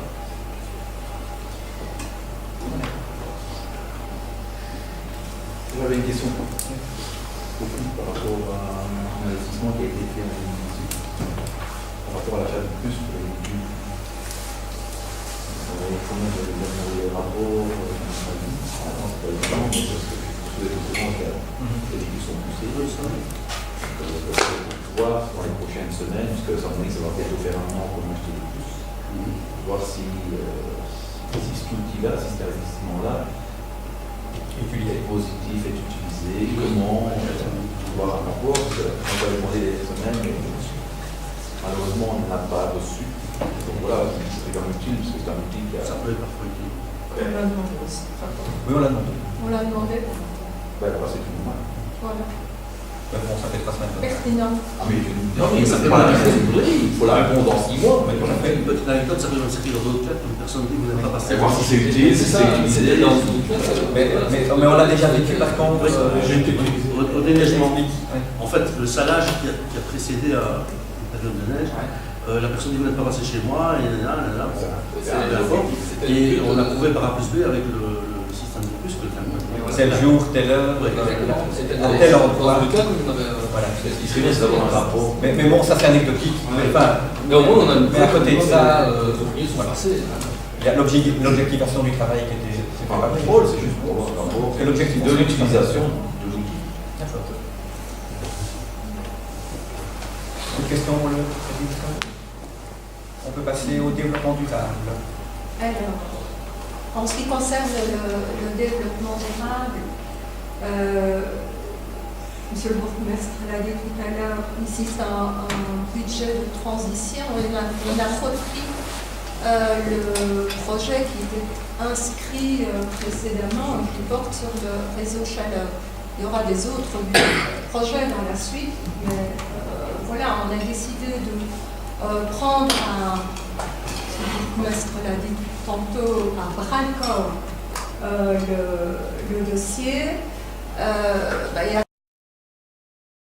3 semaines qu'on est là, donc voilà, on a demandé à avoir l'étude de faisabilité qui avait été faite par un bureau spécialisé. Et cette étude, pour le moment, elle est en cours d'actualisation parce que c'est des chiffres qui remontent à plusieurs années. Et ces chiffres sont en train, donc ils ont été revus par le bureau spécialisé et ils sont passés maintenant à la Fondation rurale de Wallonie dans la cellule Bois Énergie pour faire l'objet d'un premier examen là-bas. Puis on se verra, le bureau spécialisé, la Fondation rurale de Wallonie et le collège pour revoir les chiffres. Nous, ce qui nous importe, c'est d'être assurés avant de procéder aux investissements, parce que c'est un gros investissement. Hein. Je rappelle que le budget prévu, c'est 1 100 000 euros, 700 000, un peu plus de subsides, et le reste à apporter par la commune. C'est un gros investissement, donc je crois qu'il est prudent de ne rien entreprendre sans être assuré que le projet est faisable, non seulement financièrement, mais aussi techniquement. Hein. Et quand je dis techniquement, il y a aussi tout l'aspect de la maintenance de l'outil à partir du moment où il sera créé. Et se pose aussi le problème de la qualité de la plaquette, de la disponibilité et de sa qualité. Donc tout ça va faire l'objet dans les prochains mois d'études et d'examens très attentifs et on reviendra avec vous dès que ces études seront finalisées et revues. D'abord par le collège. Voilà. Alors, bon, il y aura d'autres projets, mais pas pour tout de suite. Ce ne sera certainement pas des projets d'investissement, mais ce sera plus des projets d'animation et qui concerneront les habitants, mais ça, on reviendra avec vous en temps utile. Voilà pour le développement durable. Très bien. Donc l'enseignement, oui. Petit enfant. Alors pour l'enseignement, un projet qu'on a également repris et qui remonte à quelques années aussi, je crois, c'est le projet qui concerne la plaine de jeu. 1 an. Je dois dire qu'à propos de ce projet-là, je me suis renseignée et je n'ai pas grand-chose en fait comme renseignement. Ce qui pose souci, c'est le subside fédéral. Oui, alors. Infrasport. Oui. Mais toutes les demandes doivent être. Donc, s'il y a des dossiers en cours de demande à Infrasport, on ne peut pas redemander le gouvernement. Donc c'est peut-être ça qui a peut-être coincé au niveau de la... En tout cas, ce qui coince, me dit-on, c'est le contact au niveau d'Infrasport. Parce qu'on ne parvient pas à joindre le responsable, en tout cas pour cette C'est le zone-ci. ministre Madran. Oui, mais d'accord. Mais Ah non, d'abord au niveau. C'est depuis, pardon. D'abord au niveau de l'administration, puisque c'est Infrasport et ça concerne effectivement la région wallonne.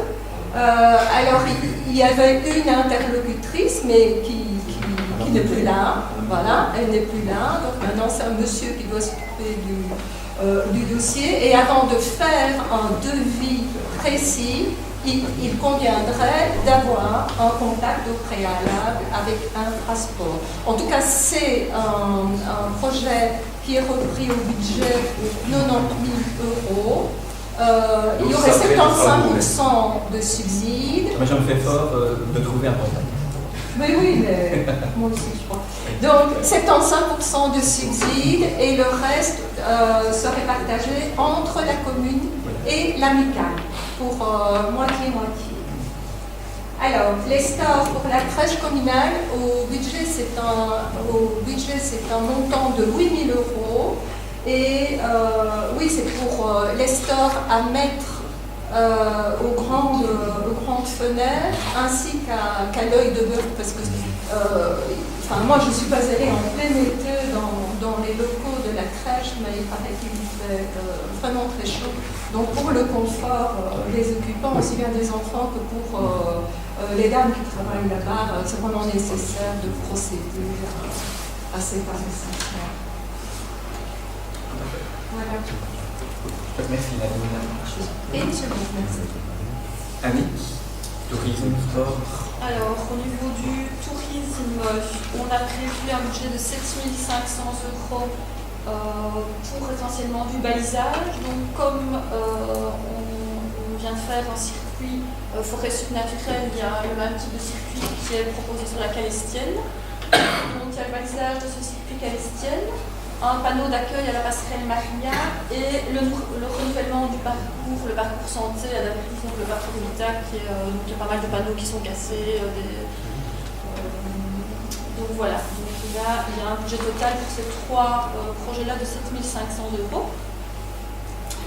Et le projet Ardennes Cyclo, donc on a déjà parlé avec Thierry pour les voiries qui devaient être refaites. Donc en fait c'est un projet Interreg avec des communes environnantes du Nalunrois et il y a quelques communes de la province du Luxembourg et la France. Donc c'est un projet d'itinéraire cyclable et chaque partenaire a des travaux d'infrastructure et en ce qui concerne la commune de Ouéa, c'est le marquage. Donc on a un budget de 95 000 € avec un subside de 84 000 € pour le marquage de cette route cycliste. Mais qui implique, comme on l'a dit tout à l'heure, de refaire au préalable les tronçons qui sont trop abîmés, sachant que le marquage doit rester en place pendant 5 ans, c'est une condition de la subvention, et que si on fait les routes entre-temps, il faudra qu'on refasse le marquage à nos frais. Donc, l'option qui avait été retenue, c'était de faire tous les travaux avant, sachant que c'est un certain coût. Donc voilà, en tourisme. Et alors, pour le sport, donc il y a l'éclairage du hall omnisport qui va être remplacé par du LED avec une subvention d'Infrasport. Donc il y a un budget de 23 500 € qui est prévu au budget 2019 pour refaire cet éclairage. Et donc là, comme nous avons eu un bon contact avec Infrasport, le dossier s'est débloqué rapidement. Donc on a un accord pour la subvention, sachant que les travaux Si je peux juste me permettre une chose, parce qu'on a l'impression que c'est un nouveau projet. Non, on n'a pas dit ça. Je rappelle que tous ces projets-là sont en phase de finalisation. On n'a pas dit ça. Non, mais j'ai l'impression qu'on... Moi je l'ai dit, je pose la chose en gros. On n'a pas dit ça. Moi aussi. On l'a fait On est sur la même longueur. Bah oui. Parfait. Budget de transition. Parfait. Voilà. Ouais. Aîné. Thérèse. Ah oui, donc ça c'est simplement, vous savez ici, un appel à projet qui a été lancé par la province de Luxembourg. Donc chaque année la province de Luxembourg organise un appel à projet sur une thématique liée aux aînés. Et cette année, c'est la thématique de la transition numérique. Et donc, voilà, la commune de Ouédin, avec la MACAP et une équipe, donc, a répondu à cet appel à projet et a été sélectionnée. Et donc, il y a une somme qui est venue dans le budget, qui est donc financée par la province pour réaliser ce projet afin de les aider à la commune de Ouédin. Pour les aider à casser cette fracture numérique et à s'adapter aux ordinateurs, etc. Et ce sera en collaboration, parce que ici, à Ouédin. Et donc, il y a un budget, une ligne budgétaire, on n'a pas page 46.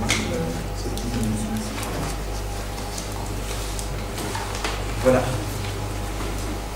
Des observations. Alors, peut-être avant, si vous le permettez, on va distribuer, ou alors les observations, on peut écouter les observations, et puis on passera en même temps quelques documents, à savoir la note de politique générale, une petite modification, mais ça je l'avais dit lors de la réunion technique préparatoire par rapport à l'article budgétaire, par rapport aux illuminations de Noël, où on propose de porter l'article à 5 000 €, parce que les illuminations de Noël, c'est quand même vraiment très triste.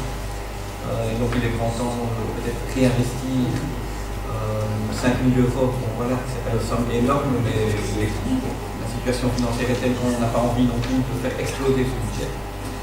Mais voilà, il faut quand même investir un minimum. Et puis alors le troisième document, c'est, on l'avait promis, ce sont les attributions du collège. Puisqu'on avait communiqué effectivement au soir des élections sur des attributions, mais voilà, dans la foule de la soirée électorale, on a réfléchi depuis lors, on les a un peu revus, notamment ce qui a changé, c'est que Annick et l'échevin est le seul et unique échevin des sports, c'est que Nadine Godet est l'échevin de la forêt et du développement durable, que Thierry Denoncin est l'échevin de l'urbanisme, notamment de l'ouvrier. Donc voilà, ce sont des changements qui sont de nature à rassurer, je pense, l'opposition, certaines remarques qu'on a pu entendre lors de la journée de la soirée de prestation de serment. Ça, tout le monde, nous en sommes ravis. Tout le monde est rassuré. Nous l'avions vu sur le site. D'accord. Nous avons remarqué. On a été écouté, donc bravo à vous. Je peux faire les je vais répéter ce qui a été dit, mais bon voilà, avec quelques petites remarques supplémentaires. Donc simplement, on rappelle le budget d'une prévision de recettes et de dépenses chaque année civile. Et on commencera bien évidemment par vous remercier, du nouveau collège, pour la mise sur pied de la réunion préparatoire à l'étude et au vote du budget, qui est l'élément clé de la politique que souhaite mener la nouvelle majorité. Et on remercie bien évidemment l'administration, je vois Sophie qui est présente aujourd'hui, pour le travail accompli, et Philippe Laurent ainsi que Charlotte Léonard. On peut constater dans un premier temps, comme vous l'avez signalé, que c'est un copier-coller, un suivi du budget 2018. Il est dès lors évident qu'on puisse déceler le moindre signe de la mise en place d'un nouvel élan, comme annoncé lors de la campagne électorale, mais vous avez signalé que ce serait un des objectifs pour 2020.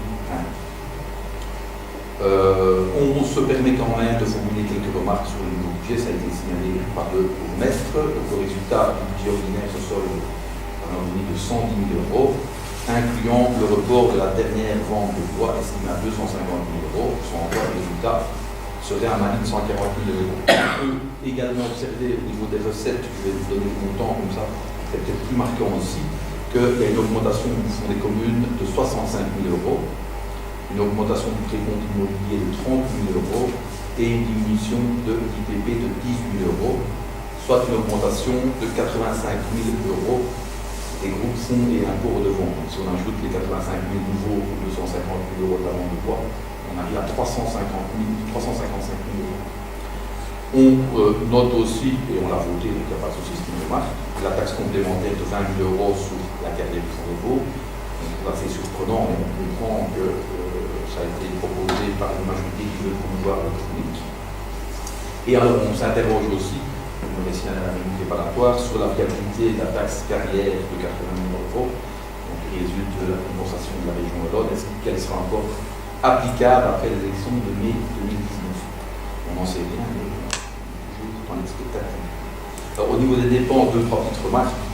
Une nouvelle dépense qui n'est pas importante, mais tout de même qui est révélatrice d'une nouvelle pratique. Il y a l'apparition d'une rubrique frais de téléphone pour les mandataires.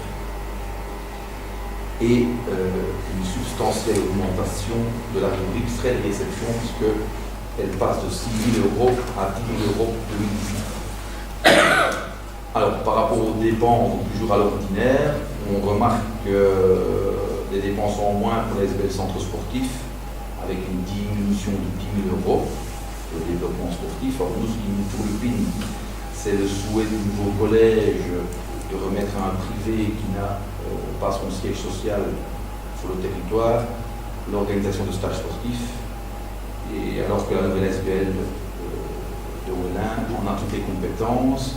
Et j'espère qu'on vous a signalé cette information qui est quand même importante, c'est que lorsqu'on organise des stages en été, il y a un projet de la Fédération Wallonie-Bruxelles, Été Sport, qui permet d'avoir des subsides substantiels. Et ça, je ne suis pas convaincu que vous en êtes au courant. Et donc ça, moi, c'est des montants qui sont là moins importants. Donc je peux comprendre, et je suis le premier à dire qu'il y a une erreur de communication dans ce dossier-là, mais sur le fond, je ne pourrais pas m'empêcher de dire que ce n'est pas une solution de mettre cette SBL qui a fait du bon travail durant les dernières années. Ça, je le signale, je n'en ai aucun souci. C'est un gars que je connais très bien. Il est au courant oralement 3-4 ans avec une reconnaissance qui est en cours.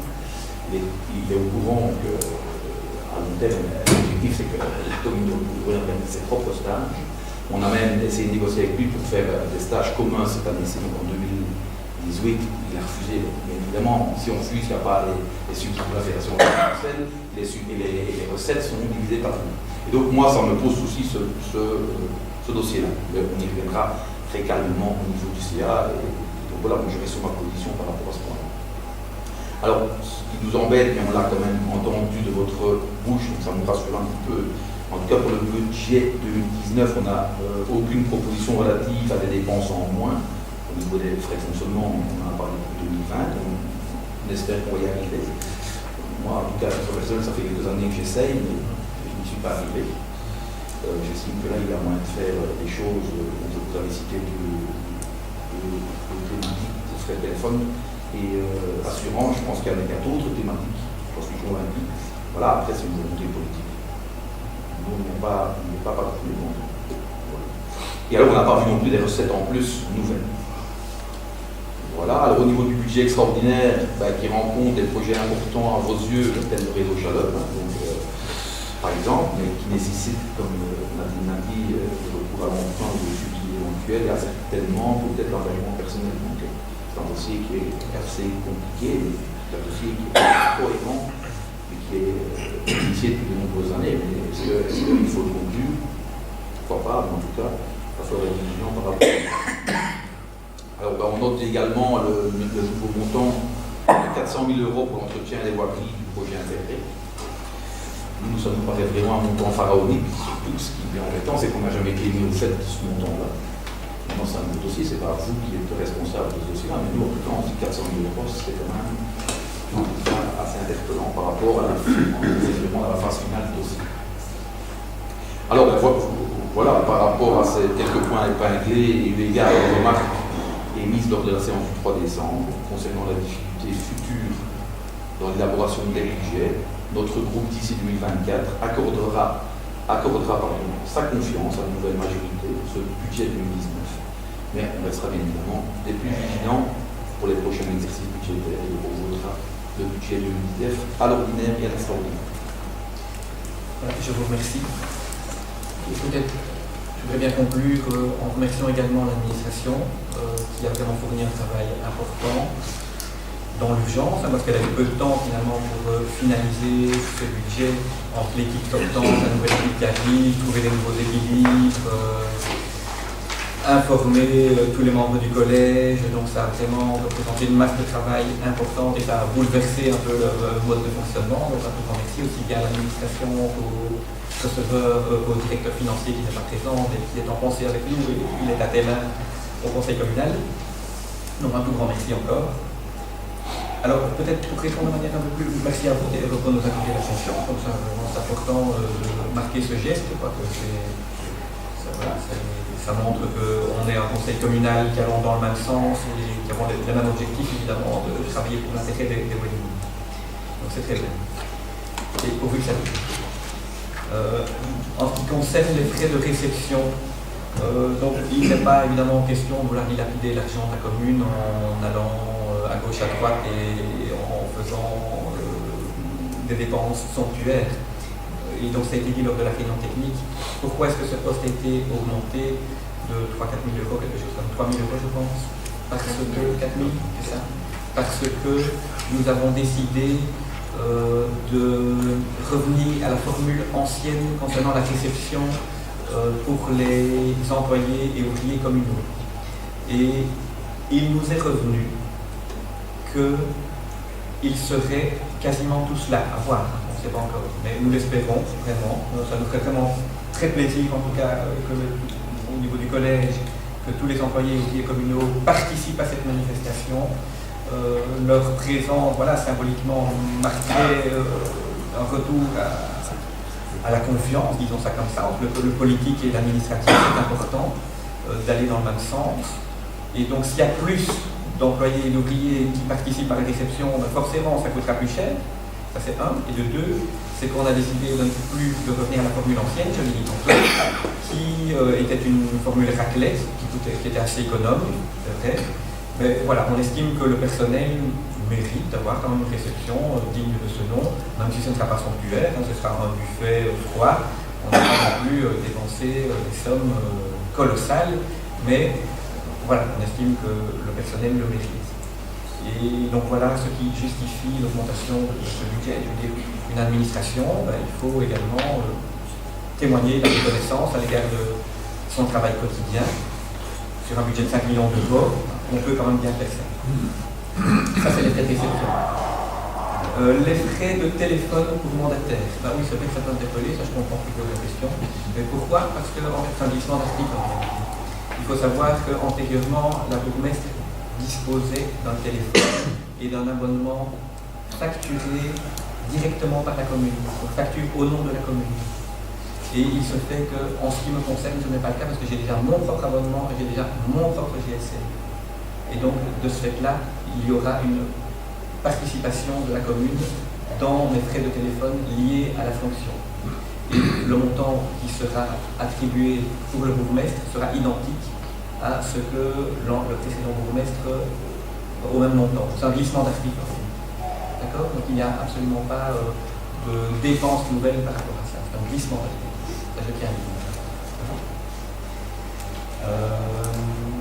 Alors en ce qui concerne été sport, voilà, moi j'ignorais l'information, donc merci de la donner. Mais je pense que ce débat-là est intéressant et méritera en tout cas d'être posé dans d'autres lieux, hein, puisque maintenant c'est l'AFB, le centre sportif. C'est important qu'on en discute. Oui, le centre sportif wallonois. Donc voilà, on en discutera sans.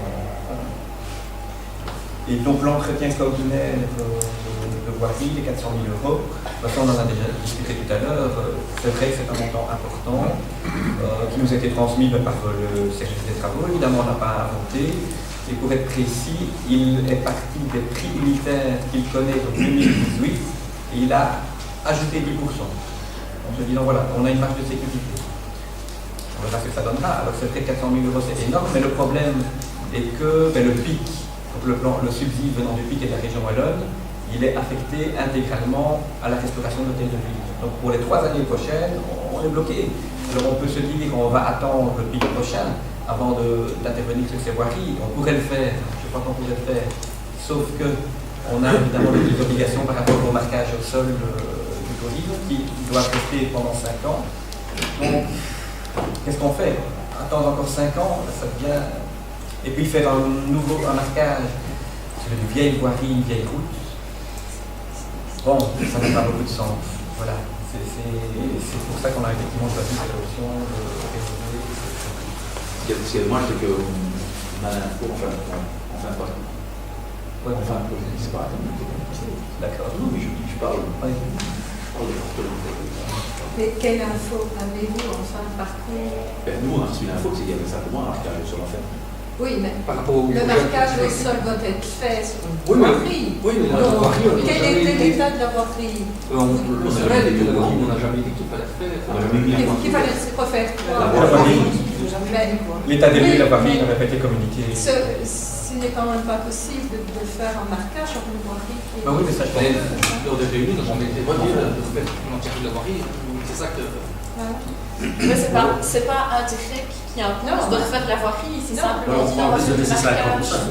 C'est du bon Non, sens. vous prenez donc les Oui. délais. C'est pas Et une c'est 5 ans comme ça obligation sans d'intérêt, projeter de l'artère à un moment donné, c'est pas possible. non plus, avec le charroi qu'il y a actuellement. C'est risqué, alors à ce moment-là, vraiment de toucher au coffre et puis. Eh oui, le droit de frais encore plus D'avoir des frais important. encore plus importants.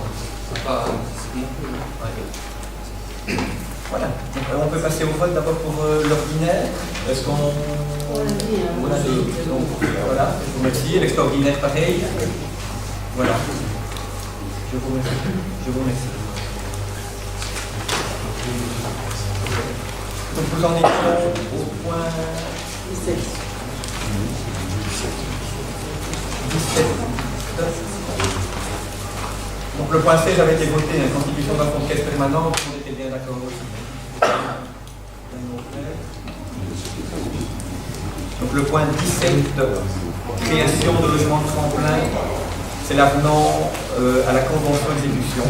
Nadine. ça. Donc les logements tremplins, je rappelle qu'ils sont créés dans les anciens locaux de la gendarmerie. Ça se fait dans le cadre du PCDR, du premier, je crois, le premier PCDR. Il y a eu une première convention signée avec la région Wallonne pour un montant de 642 633,97 €. Et il s'avère que suite à des consultations pour les marchés vers des soumissionnaires, les offres qui ont été rentrées sont plus importantes que le subside qui nous était alloué, puisqu'on arrive à un montant total de 762 223 €. Donc, il faut qu'on adresse un argent à la région Wallonne pour obtenir une aide supplémentaire ainsi qu'un délai supplémentaire. Le délai prendrait fin le 31 mars 2019.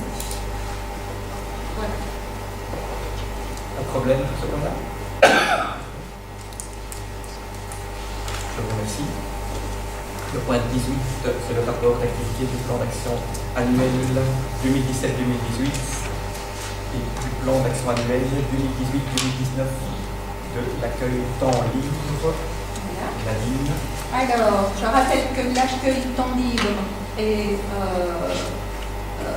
mis en œuvre grâce à un décret régional qui date de 2003. Il y a une commission communale de l'accueil qui a été créée et qui est animée par une coordinatrice communale. Cette coordinatrice établit pour la commission chaque fin d'année une évaluation selon un canevas qui a été dressé par la région Wallonne, et la commission communale de l'accueil vient d'avaliser au mois d'octobre ou novembre, je ne sais plus quand c'était exactement, le rapport d'activité qui a été établi.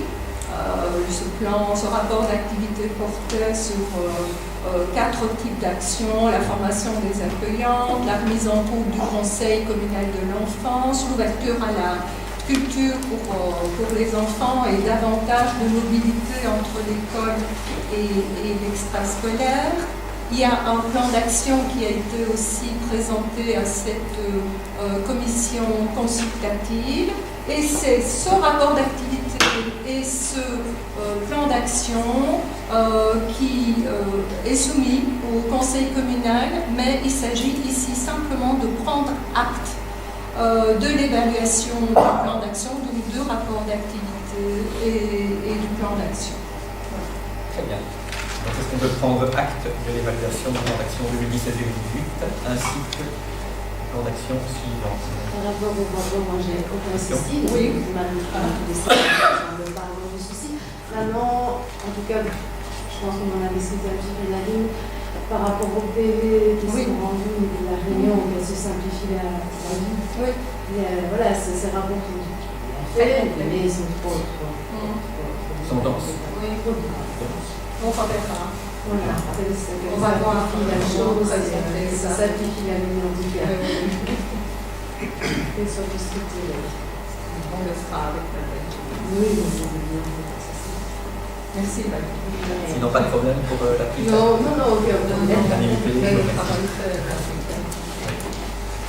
Alors le point 19, c'est la création d'un service commun pour la prévention et la protection du travail. Jusqu'à présent, nous collaborions avec le SIPP commun de la province de Luxembourg, mais ce mécanisme n'a pas été validé par l'inspection du travail, l'inspection sociale, et par conséquent, on doit créer ce service au niveau de la commune. Et donc, Laurent Spirito a passé toutes les agréations pour remplir cette fonction. Nous proposions de créer quand même ce service commun avec le CPAS dans le cadre des synergies communes CPAS et d'utiliser évidemment les ressources humaines dont nous disposons au niveau de la commune de Ouélin, également au profit du CPAS.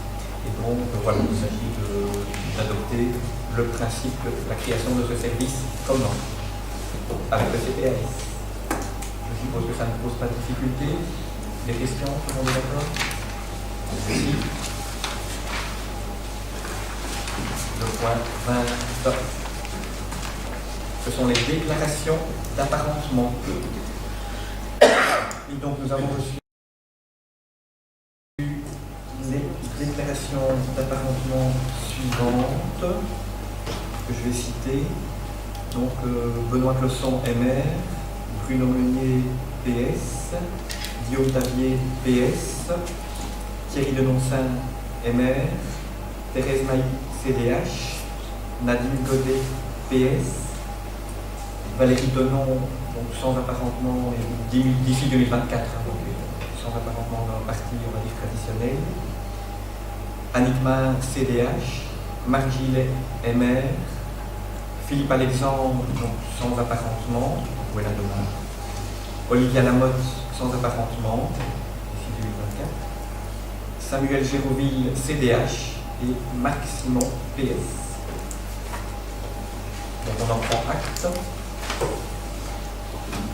Voilà, alors maintenant nous allons procéder aux désignations dans le cadre des intercommunales. Donc ici tout se fait de manière consensuelle, on respecte évidemment les clés de répartition habituelles.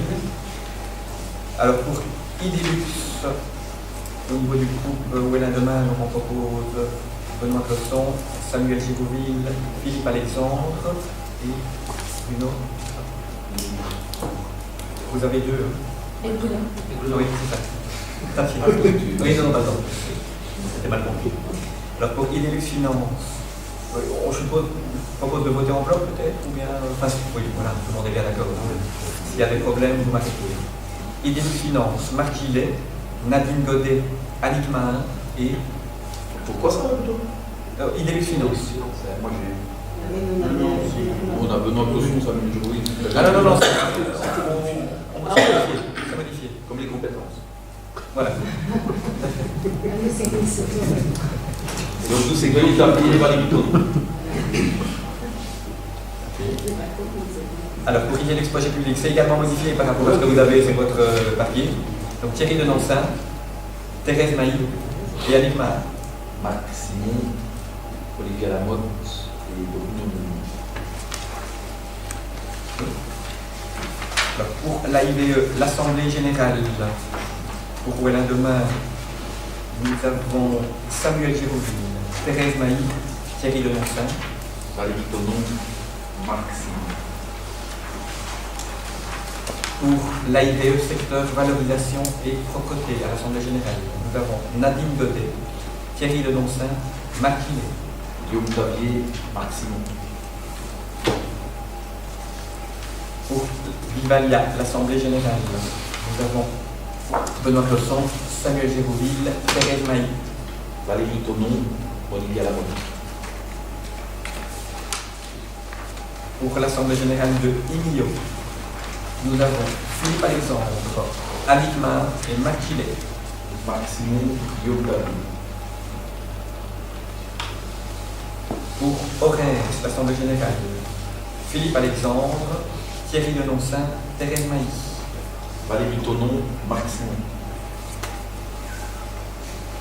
Pour le GAL, donc le groupe d'action locale Ardennes Méridionale, là nous avons Annick Mar et Nadine Godet. Valérie Tonon.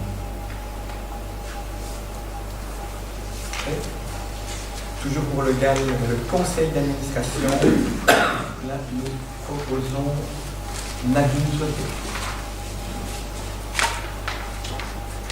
Pas de problème, du coup. Tout le monde est bien d'accord? Pour la SWDE, au sein du conseil d'exploitation, Benoît Closson. Pas de problème? Tout le monde est d'accord? Merci. Pour le comité Rivière et l'Est, à l'Assemblée générale, nous avons Nadine Godet comme membre effectif et comme membre suppléant, on a proposé l'employé d'initiative, Fabienne Laurent et voilà, comme deuxième suppléant. Pas de problème? Tout le monde est d'accord?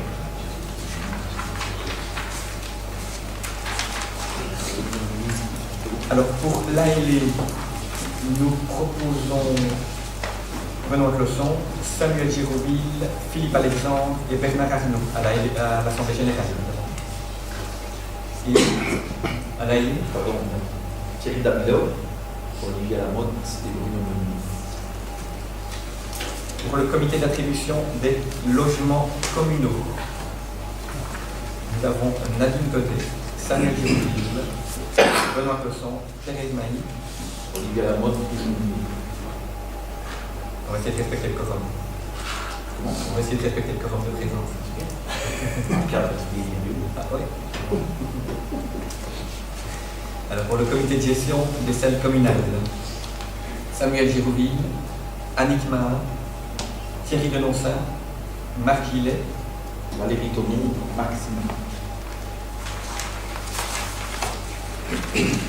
Alors pour le comité de jumelage de Formao, nous avons Marc Gillet, Thierry Lenoncin, Samuel Girouville et vous. Donc il y a un changement, c'est pas la même. Oui, tout à fait. Et donc nous, c'est Valérie Tonon, Olivia Lamotte et Anthony Piac.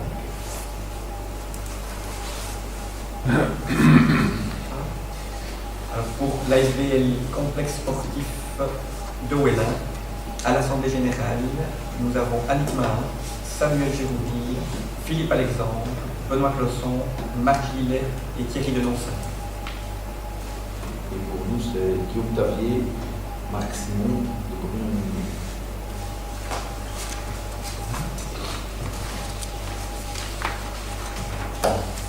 Alors, pour le conseil d'administration, évidemment, c'est une compétence de l'Assemblée générale, mais on propose,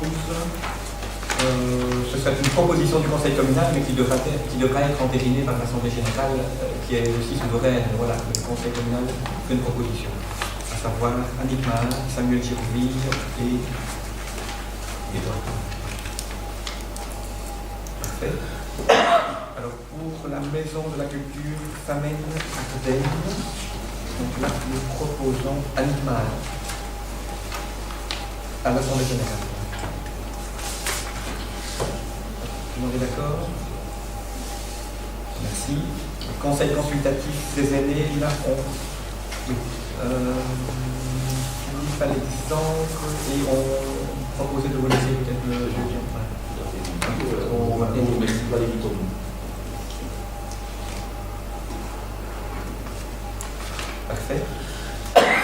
le point 19, le point 19 c'est moi qui l'avais numéroté comme ça. Donc, Conseil consultatif provincial des aînés, on propose de reporter le point parce qu'on a une petite question technique. On ne sait pas si on peut désigner quelqu'un, proposer quelqu'un hors conseil ou pas. On peut vérifier le point. Commission communale de l'accueil. Donc ici on va par contre passer au vote. Donc le bulletin a été préparé.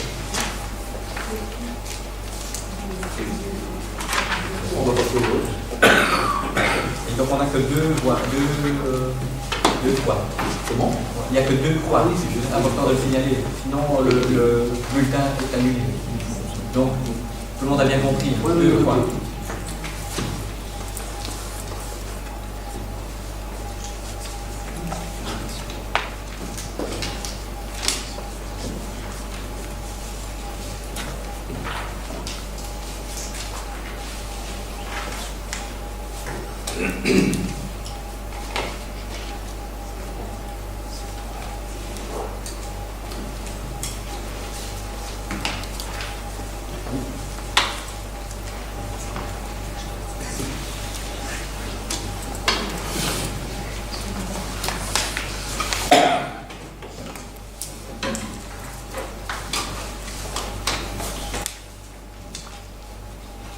Il y en a encore 2 plus jeunes de l'Assemblée qui ont procédé au dépouillement.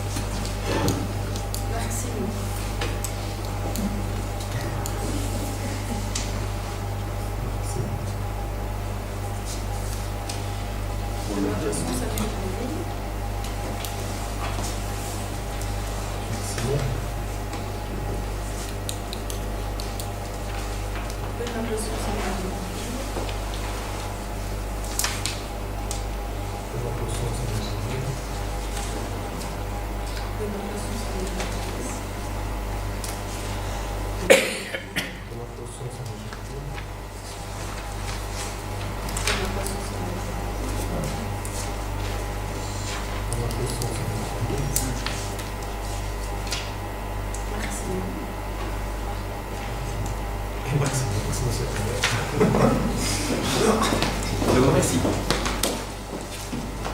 Voilà, si comme je vous dis, je vous ai épuisé, s'il n'y a plus de... Oui, je pas complémentaire. Ah oui, pardon, un point complémentaire. Qui était, voilà, vous avez la parole pour présenter le point par rapport aux visions. Il y a une petite copie dans la vision. Ça lapsus. Ça peut être un lapsus intéressant. Donc, voilà, nous c'est simplement une question par rapport à un article qui est paru dans une certaine presse, dans une presse début décembre, par rapport à la proposition d'un ministre des pouvoirs locaux de la région Wallonie, qui a mis sur la table la possible fusion de certaines communes, et certainement les plus petites, des moins de 5 000 habitants comme un autre. Évidemment, ce n'est pas volontaire, c'est un projet qui n'est pas officiel. La ministre souhaite en tout cas par là venir en aide les petites communes qui parfois les devient difficile de rendre tous les services aux citoyens. Et elle citait quelques exemples, c'est comment elle cite l'entretien des routes, l'hôpital, pour les services administratifs. Donc voilà, et alors on a pu avoir un premier avis de certains bourgmestres de la province, évidemment, les bourgmestres d'une voisine. Et puis voilà, on souhaitait simplement avoir un avis de vos collèges en matière. Voilà, c'est pas un dossier politique. Donc intéressant, là, bien sûr, la question, effectivement, comme tu l'as dit, a été mise en actualité par la ministre des pouvoirs locaux assez rapidement après les élections, d'ailleurs. Et donc nous, on ne s'est pas du tout encore positionné sur la question. Voilà, ça fait 3 semaines qu'on est là, et donc on va devoir réfléchir, pourquoi pas, à la problématique. en sachant que on a vu, comme tu l'as dit dans la presse, que du côté de Taverdis, la porte est fermée à double tour, que du côté de Télin, il y a une ouverture, mais on n'a eu absolument aucun contact avec eux. Aucun. On n'a jamais abordé le sujet avec Télin. Mais pourquoi pas? Voilà. La réflexion mérite d'être menée, elle le sera. Ne nous demandez pas un délai, de toute façon, c'est pas à l'ordre du jour. En sachant que des synergies, il en existe déjà, notamment en matière touristique. On ne va pas répéter toutes les couches de lasagne, le Rivital, parc naturel, etc. Donc des synergies, il y en a déjà sur le plan touristique, il y en a également sur le plan social, des défis. Donc c'est Ouélin, Télin, Saint-Hubert et Libin. Sur le plan économique, avec la pluricommunalité des zones d'activité économique. Et donc là, ça vise Taverdis, Ouélin, Télin et Libin. Donc on a déjà l'habitude de travailler ensemble. Alors pourquoi pas aller plus loin? Ça fait que la région wallonne, il y a une carotte qui est finalement de prendre en charge une partie de la dette à concurrence de 500 € par habitant. Donc pour la commune de Ouélin, ça représenterait 1,5 million d'euros. Donc c'est vrai qu'à un moment donné, on peut se poser des questions. Mais la question fondamentale, c'est est-ce que ça apporte une plus-value? C'est vraiment ça que la question. Si c'est fusionner simplement pour être plus gros, mais du coup plus lourd dans la gestion, voilà, est-ce qu'il faut le faire? Mais il faudra se poser la réflexion. Est-ce qu'il y a une réelle plus-value à fusionner, oui ou non? Voilà. Donc la question est intéressante et on y reviendra probablement. Mais on ne peut pas fusionner tout seul. Donc il faut forcément l'accord d'éventuels partenaires. Oui. Merci. Donc on peut maintenant passer au huis clos et remercier le public pour sa présence. Et désolé, encore une excuse pour le petit incident technique en début de séance.